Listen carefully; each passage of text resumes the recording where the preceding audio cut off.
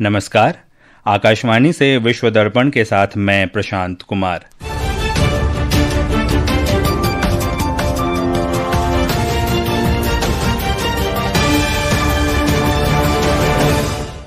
मुख्य समाचार।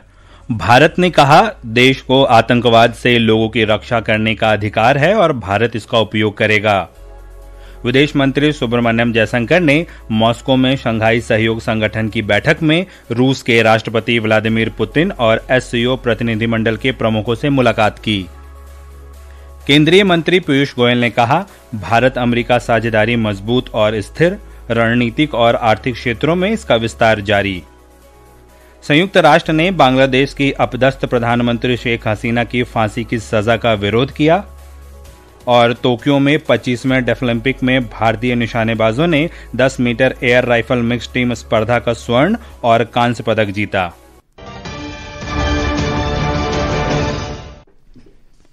अब समाचार विस्तार से। विदेश मंत्री सुब्रमण्यम जयशंकर ने कहा है कि भारत को आतंकवाद से लोगों की रक्षा करने का अधिकार है और देश इसका उपयोग करेगा। रूस के मॉस्को में शंघाई सहयोग संगठन एससीओ की शासनाध्यक्षों की परिषद की बैठक में डॉक्टर जयशंकर ने कहा कि दुनिया को आतंकवाद के सभी रूपों को कतई बर्दाश्त न करने की नीति अपनानी चाहिए। एससीओ की स्थापना आतंकवाद, अलगाववाद और उग्रवाद की 3 बुराइयों से निपटने के लिए की गई थी। बीते वर्षों में ये खतरे और भी गंभीर हो गए हैं। ये जरूरी है कि दुनिया आतंकवाद के सभी रूपों और अभिव्यक्तियों के प्रति जीरो टॉलरेंस दिखाए। In all its forms and manifestations. विदेश मंत्री ने कहा कि जलवायु परिवर्तन, महामारियों और संघर्षों से भरे वर्तमान समय में मानवीय सहयोग अत्यंत महत्वपूर्ण है। उन्होंने कहा कि एक सभ्य राष्ट्र के रूप में भारत का दृढ़ विश्वास है कि लोगों के बीच आपसी आदान प्रदान किसी भी ईमानदार संबंध का मूल तत्व है। सांस्कृतिक आदान प्रदान के संबंध में सहयोगात्मक गतिविधियों का हमारा रिकॉर्ड भी लगातार बढ़ रहा है। कई देशों में पवित्र बौद्ध अवशेषों की प्रदर्शनी इसका उल्लेखनीय उदाहरण है। भारत दक्षिण पूर्व एशिया में विरासत संरक्षण के अपने व्यापक अनुभव को मध्य एशिया तक पहुंचाने का भी इच्छुक है। इस बीच डॉक्टर जयशंकर ने बैठक में रूस के राष्ट्रपति व्लादिमीर पुतिन से मुलाकात की। डॉक्टर जयशंकर ने शंघाई सहयोग संगठन के अन्य प्रतिनिधिमंडलों के प्रमुखों से भी मुलाकात की। वाणिज्य और उद्योग मंत्री पीयूष गोयल ने कहा है कि भारत अमेरिका साझेदारी मजबूत और स्थिर है तथा रणनीतिक और आर्थिक क्षेत्रों में विस्तारित हो रही है। नई दिल्ली में श्री गोयल ने कहा कि द्विपक्षीय संबंधों को लेकर चिंता का कोई कारण नहीं है। उन्होंने दोहराया कि दोनों देशों के बीच मित्रता, लोकतंत्र, विविधता और साझा विकास के दृष्टिकोण पर आधारित है। श्री गोयल ने कहा कि वार्ता एक सतत प्रक्रिया है और भारत को अपने किसानों, मछुआरों, लघु उद्योगों और व्यवसायों के हितों की रक्षा करनी चाहिए। उन्होंने कहा कि भारत शीर्ष 5 वैश्विक अर्थव्यवस्थाओं में शामिल हो गया है और 2027 तक दुनिया की तीसरी सबसे बड़ी अर्थव्यवस्था बनने की राह पर है। पेट्रोलियम और प्राकृतिक गैस मंत्री हरदीप सिंह पुरी ने आज टोक्यो में ओसाका गैस के प्रतिनिधि निदेशक और कार्यकारी उपाध्यक्ष केजी ताकेमोरी से मुलाकात की। श्री पुरी ने कहा कि बैठक के दौरान दोनों पक्षों ने ओसाका गैस और भारतीय ऊर्जा कंपनियों के बीच सहयोग बढ़ाने पर चर्चा की। भारत और जर्मनी ने आज रक्षा संबंधों को विकसित करने पर ध्यान केंद्रित करते हुए सैन्य सहयोग बढ़ाने की अपनी प्रतिबद्धता की पुष्टि की। नई दिल्ली में उच्च रक्षा समिति बैठक की सह अध्यक्षता करते हुए रक्षा सचिव राजेश कुमार सिंह और जर्मन विदेश सचिव जेंस प्लाटनर ने रक्षा उपकरणों को सह विकास, सह उत्पादन और रक्षा मुद्दों पर चर्चा की। भारत ने दुबई एयर शो 2025 में रक्षा प्रौद्योगिकी सहयोग और विनिर्माण पर उद्योग गोलमेज सत्र आयोजित किया। एक रिपोर्ट।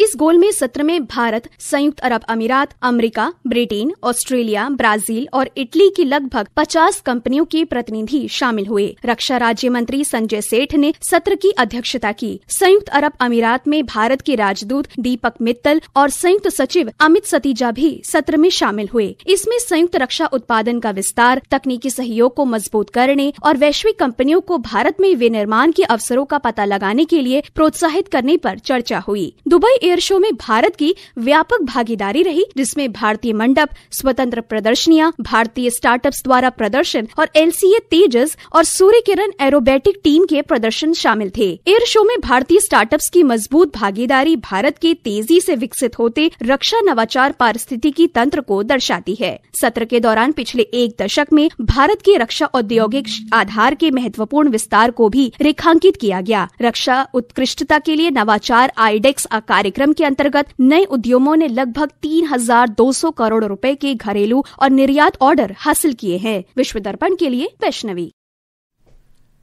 विश्व दर्पण समाचार आकाशवाणी से प्रसारित किए जा रहे हैं। ताजा समाचार जानने के लिए आप हमारे social media handle X @AIR News Hindi को फॉलो कर सकते हैं। विश्व दर्पण में आपका फिर स्वागत है। संयुक्त राष्ट्र महासचिव एंटोनियो गुतेरेस ने बांग्लादेश की अपदस्थ प्रधानमंत्री शेख हसीना की फांसी की सजा का विरोध किया है। संयुक्त राष्ट्र प्रमुख के प्रवक्ता स्टीफन दुजारिका ने कहा कि संयुक्त राष्ट्र सभी परिस्थितियों में मृत्युदंड के खिलाफ है। सुश्री हसीना के साथ बांग्लादेश के पूर्व गृह मंत्री असदुज्जमा खान कमाल को भी कल इस मामले में उनकी अनुपस्थिति में मृत्युदंड की सजा सुनाई गई। उधर एमनेस्टी इंटरनेशनल ने शेख हसीना और असदुज्जमा खान कमाल की फांसी की सजा की निंदा की है। बांग्लादेश के अंतर्राष्ट्रीय अपराध न्यायाधिकरण ने पिछले वर्ष हुए छात्र विरोध प्रदर्शनों से जुड़े मानवता के विरुद्ध अपराध के लिए उनकी अनुपस्थिति में दोषी ठहराए जाने के बाद उन्हें मौत की सजा सुनाई। भारतीय तटरक्षक बल ने अपने जल क्षेत्र में अवैध रूप से मछली पकड़ने के आरोप में बांग्लादेश की 3 नौका और चालक दल सहित 79 लोगों को गिरफ्तार किया है।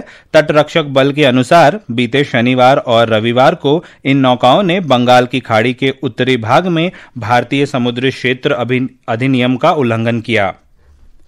ढाका स्थित भारतीय उच्चायोग ने आज फार्मा कनेक्ट का आयोजन किया। फार्मा कनेक्ट एक नेटवर्किंग और ज्ञान साझाकरण कार्यक्रम है।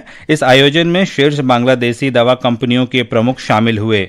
यह कार्यक्रम CPHI PMEI इंडिया 2025 में बांग्लादेश दवाई कंपनियों की आगामी भागीदारी से पहले आयोजित किया गया। बलूचिस्तान में पाकिस्तानी सुरक्षा बलों द्वारा अपहरण किए जाने के बाद कम से कम 12 बलूच नागरिक कथित तौर पर लापता हो गए। केच जिले की 4 महिलाओं और एक बुजुर्ग व्यक्ति से जुड़ी इस घटना ने पूरे प्रांत में जबरन गुमशुदगी और धमकी के बढ़ते चलन को और बढ़ा दिया है।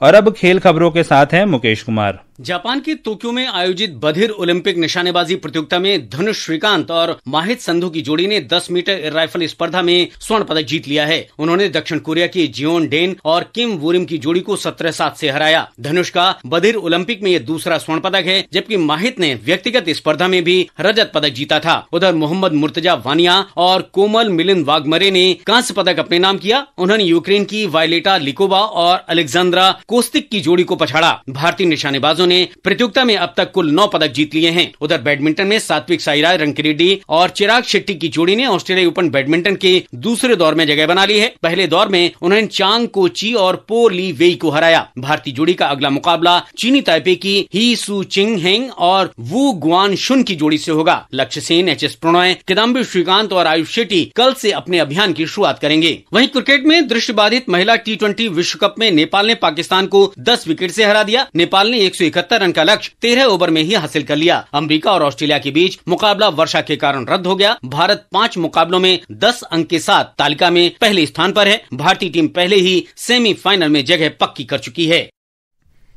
और अंत में मुख्य समाचार एक बार फिर। भारत ने कहा, देश को आतंकवाद से लोगों की रक्षा करने का अधिकार है और भारत इसका उपयोग करेगा। विदेश मंत्री सुब्रमण्यम जयशंकर ने मॉस्को में शंघाई सहयोग संगठन की बैठक में रूस के राष्ट्रपति व्लादिमीर पुतिन और SCO प्रतिनिधिमंडल के प्रमुखों से मुलाकात की। केंद्रीय मंत्री पीयूष गोयल ने कहा, भारत अमेरिका साझेदारी मजबूत और स्थिर, रणनीतिक और आर्थिक क्षेत्रों में इसका विस्तार जारी। संयुक्त राष्ट्र ने बांग्लादेश की अपदस्थ प्रधानमंत्री शेख हसीना की फांसी की सजा का विरोध किया। और टोक्यो में 25वें डेफलिम्पिक में भारतीय निशानेबाजों ने 10 metre air rifle mixed team स्पर्धा का स्वर्ण और कांस्य पदक जीता। इसके साथ ही विश्व दर्पण का ये अंक समाप्त हुआ। नमस्कार।